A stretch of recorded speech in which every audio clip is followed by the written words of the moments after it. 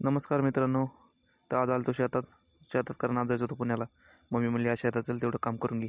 आज वाढायचं होतं आपल्याला ठिबक. मग काय भाऊ लागलो ना कामाला.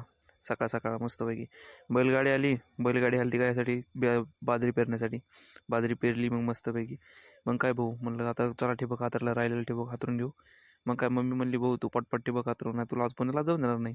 म्हणलं मम्मी असं काय नाही, म्हणलं करतो मी. तेवढ्यात मम्मीने मला आवाज दिला. मम्मी म्हणली भाऊ तू काम कर, तुझ्याकडे बघणच आज. म्हणलं बरं करतो बाबा करतो. मग काय गेलो मस्तपैकी तेवढं ठिबक हातरलं. हातरत झाल्यावर मम्मीने अजून एक काम सांगितलं. नाही संपलं. म्हणली जेवण करून घे भाऊ तू आधी, मग काय कर आपल्याला आता लिंबूण्याला फवारा आणायचा आहे. म्हणलं बरं बाबा जशी तुमची इच्छा आम्ही तशीच पूर्ण करू म्हणलं. मग काय भाऊ आपला गडी झाला तयार जेवण करून. मग म्हणलं चला आता फवारा घेऊन. औषधं आणले सकाळी फाट्याहून जाऊन मस्तपैकी. म्हणलं भाऊ आता फवारा घेऊ. फवारा घेतला आणि गेलो ना भाऊ हाणायला. कशाचं काय मरणाचं ओझं टाकीचं. हाणला फवारा. काय आता पर्याय नाही. आपले लिंबू पण चांगले आले ते मस्तपैकी बाग आलता. यावर्षी उत्पन्न चांगलं व्हायच्या मार्गावर दिसतंय. कारण शेतकऱ्याची परब आहे आपण. तेवढं केल्याशिवाय आपल्याला काय पोट भरणार आहे का.